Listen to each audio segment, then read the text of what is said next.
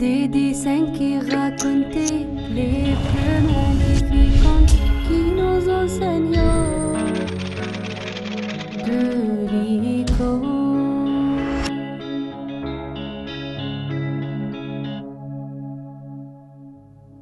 Notre camp pour aujourd'hui va nous parler du prince Théodore El-Chadbi. Notre église l'appelle le prince Théodore El-Chadbi, car son père était de la ville de Chadb en Haute-Égypte. Nous voyons le prince Théodore sur un cheval, portant des vêtements de soldat, car on le distingua de par son courage et sa veillance dans l'armée. Théodore a été nommé commandant militaire dans la ville de Chaïtad pendant le règne de l'empereur Dioclétien. Dans Ushayta, il y avait un grand dragon qui a vécu dans les montagnes voisines. Les gens le craignaient beaucoup, au point d'avoir pour habitude de jeter des enfants pour satisfaire son appétit.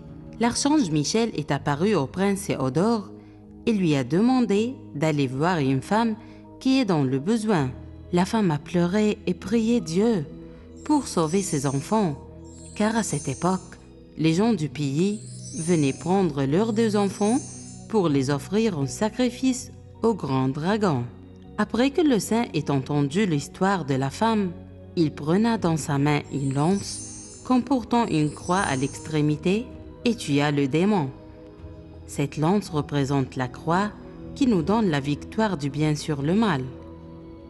Les habitants de la ville étaient très heureux de se débarrasser du méchant dragon. Nous voyons dans la représentation de l'icône de l'archange Michel une couronne, car le saint Théodore refuse de renier le Christ devant l'empereur et il fut torturé de bien des manières cruelles de Jésus. Il est auréolé de cercles lumineux autour de sa tête, car il est un saint. C'est l'histoire de l'icône du prince Théodore El-Chadbi. Ô saint Théodore El-Chadbi, prie pour que notre Seigneur Jésus nous pardonne nos péchés.